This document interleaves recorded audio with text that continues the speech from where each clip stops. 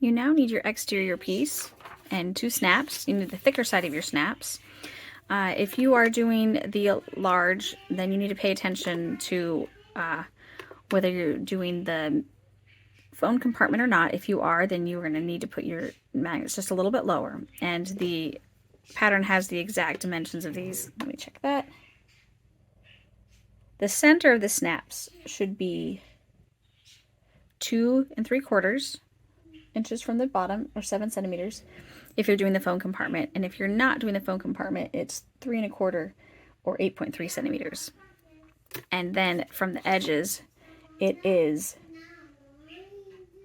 2 1/4 or 5.7. For the small,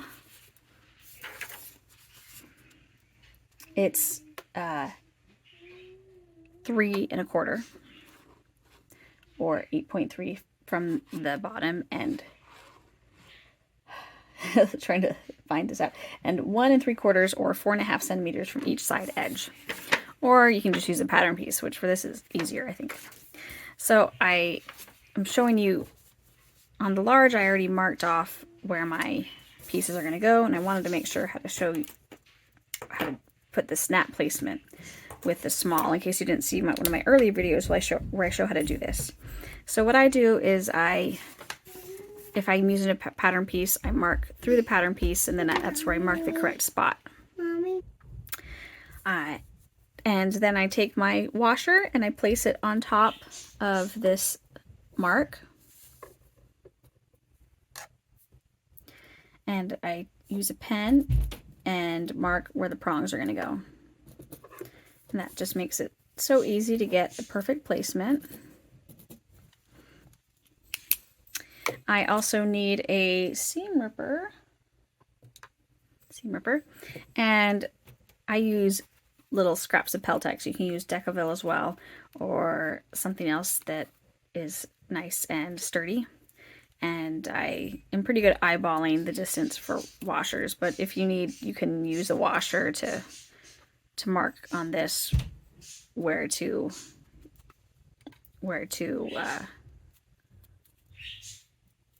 rip.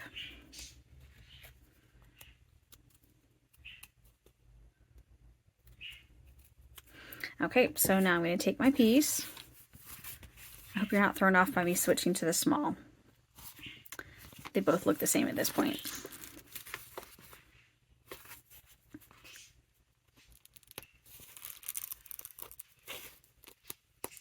You have to be very careful when you're doing this not to accidentally go too far.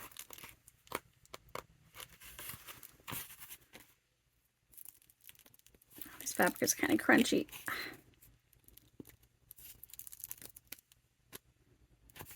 Okay. And on this side, we're using the thicker side of our snaps. Poke it through.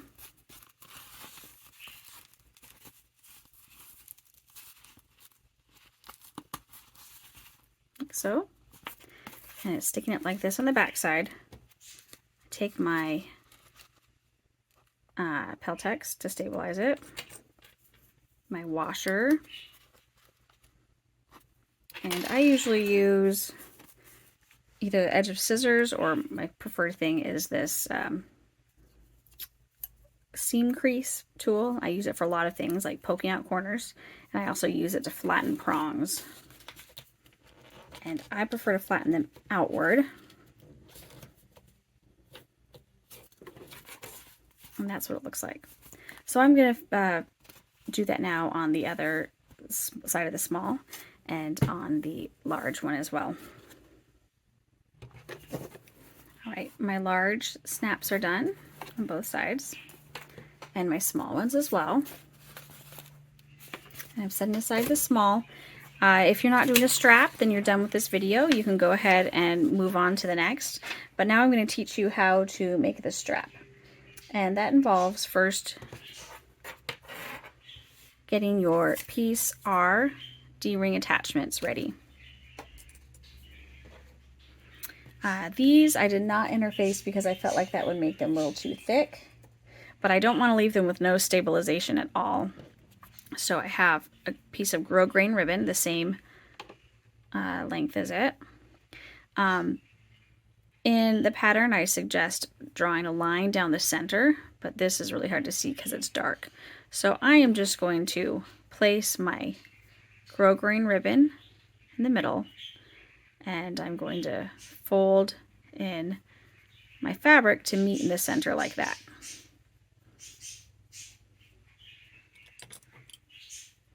If you're using vinyl at this step, I would recommend you, or something that won't crease, because I could also take out my iron and press this into place, and it would, I think with this fabric it might stay, might not. But if you have vinyl or something that can't be ironed into place like that, then you can use double-sided tape when you're doing these little attachers.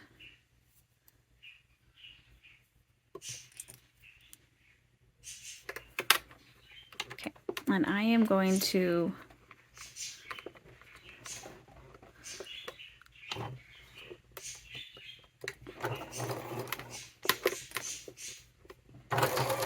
sew along one side, and then turn it around and sew the other.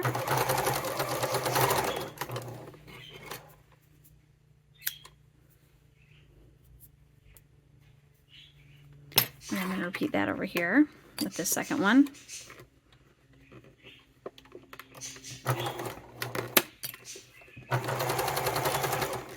I designed this for 1/2-inch D-rings, but if you have a larger D-ring, you could definitely adjust this. You would just need to make this piece twice the width of your D-ring. So these pieces were 1 inch wide. So you need to make yours double whatever your D-ring width is. Here are my D-rings.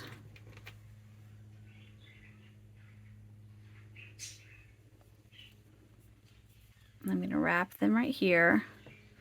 And then I'm just going to baste them together here at the end. Actually, since this is kind of a fabric that might fray, I'm going to zigzag them together at the end. Sometimes I prefer to do that.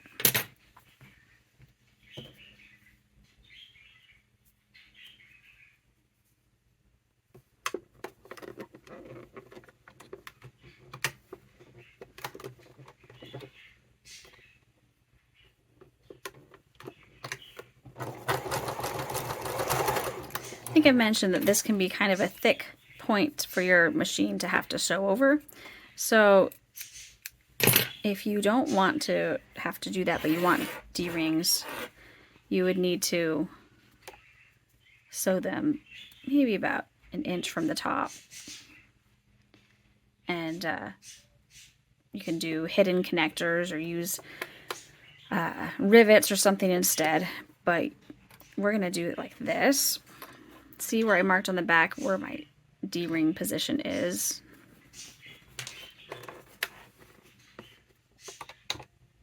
I'm now going to sew over this several times back and forth.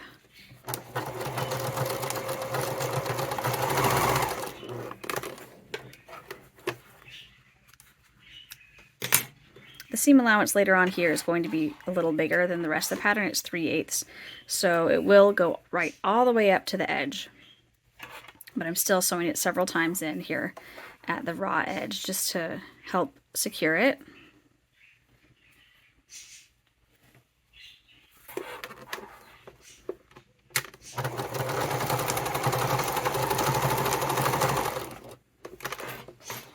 Okay, so that feels nice and secure.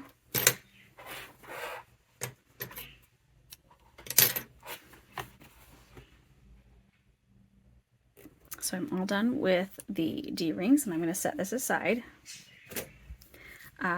You're now going to need, for the strap, the 2 swivel hooks, and these have a 1/2 inch diameter because I'm making a 1/2 inch wide strap. But if you have a wider strap, you just need to make your pieces wider. Okay, so for my strap, My interfacing only goes to about 1 inch from the end because I don't want it to struggle to get around this piece right here because it can be kind of thick. Now, I have 2 pieces for my strap because I didn't have enough fabric of this fabric to make one long piece. So I am going to put these together in an L shape. And so from this corner to that corner.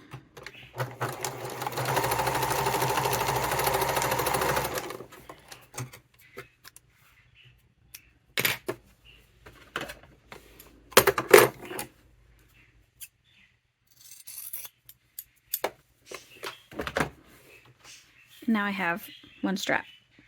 I'll just press this flat. Okay, my strap is about 52 inches. This one I made it a little shorter because this is for my grandma and she is a short lady. If you want to make it longer, then you can, but 52 inches is just a general length for a crossbody strap that I picked. You can draw a line down the center, or you can iron your strap in half and then open it up and put folding your edges towards that center. I am going the lazy way today, and I'm just folding it towards each other till they meet, and then fold it in half again. I started right at that center so I could take care of that seam to begin with. You'll notice that I interfaced it in kind of a strange manner. I just wanted parts of this interface, but not the whole thing, because I thought it would make it too thick when I fold it over later.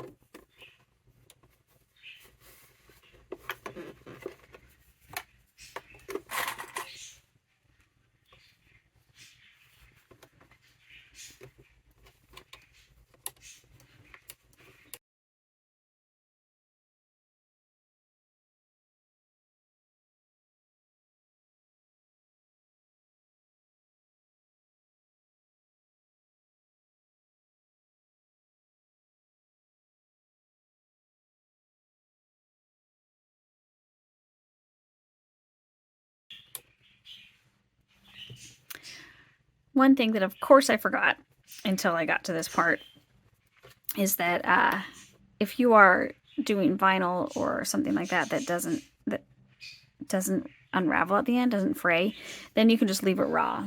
That's what I did with this. Oh, of course I don't have the strap near me with the vinyl one, but this will fray. So I'm going to fold it back by about 1/4 inch and sew it.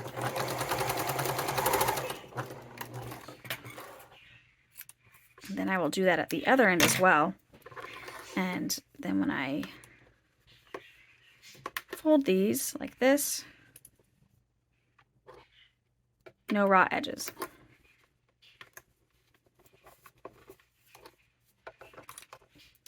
So now this is only half. I'm going to go clip the other half off screen and then we'll sew it.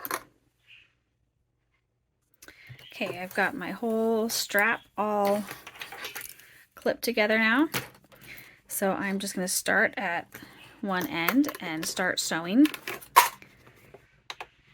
I'm going to raise my stitch length a bit.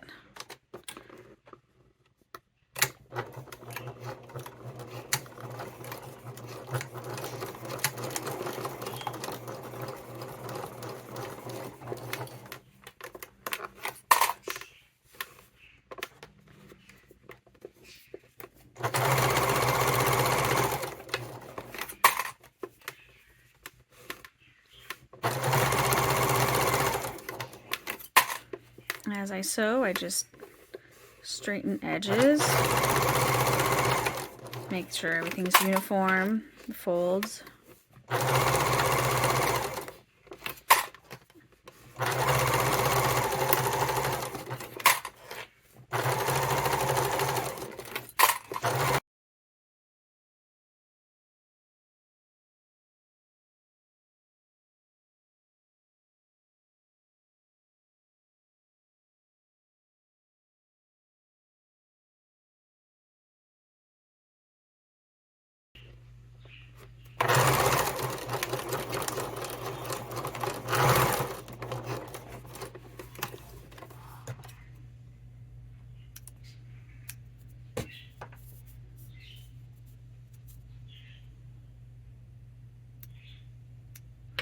Okay, so I've got my finished strap,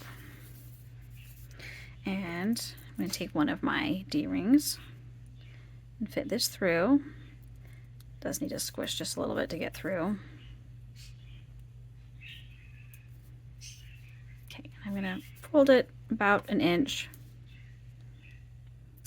And now I'm going to stitch over this, and this is pretty thick, so I'm going to have to do a lot of hand cranking and go slow.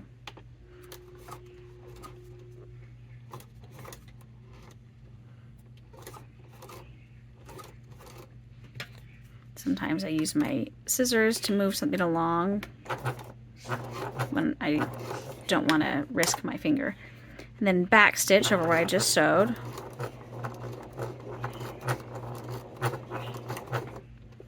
Okay. Then I'm going to move my foot over a bit and move my needle position over and do the same thing I just did. Slowly.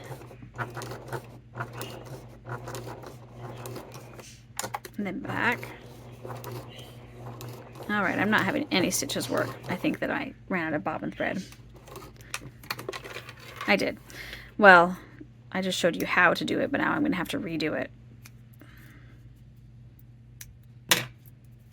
after I get a new bobbin. Okay, I redid my thread and I fixed this. And you can kind of see I've got brown on brown. I've got two lines here, this one and this second one. And I'm going to do the same thing over on here on the other side. But first I'm going to follow my strap along to make sure I do this the same way. I'm going to put this through and fold it back. And I'm going to just double check. Yes, so I have them folded back the same amount.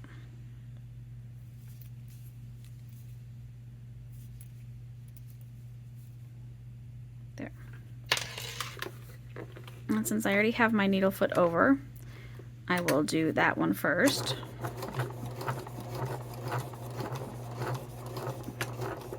And then back.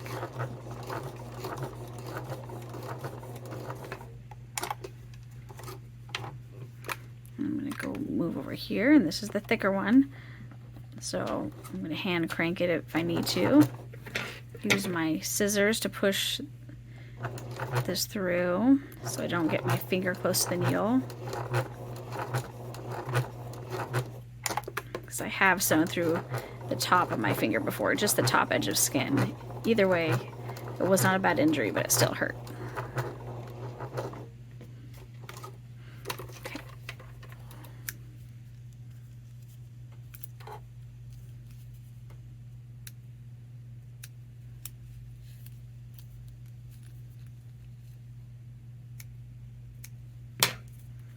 Okay,